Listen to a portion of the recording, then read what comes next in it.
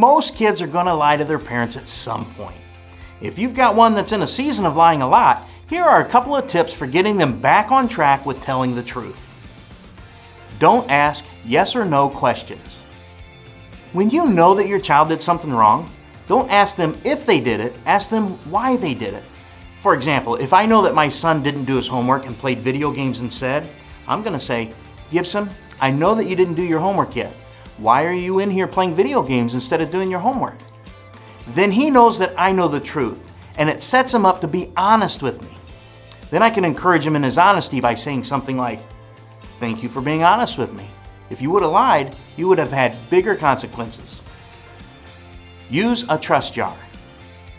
Talk to your child who is struggling with honesty about how important it is that you can trust that what they say is the truth.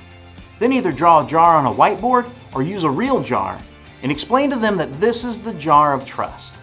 Fill the jar. And talk about how good it is when you can trust your child. That when your trust jar is full, you can trust them with more freedoms or whatever it is that fits the age of your child. Then explain that every time they tell the truth, it puts more trust in their jar. But when they lie to you, it takes trust out of the jar. When the trust jar is low, it means that we won't be able to say yes to some of the things they ask to do because the jar of trust is not full enough to believe that they will do what they say.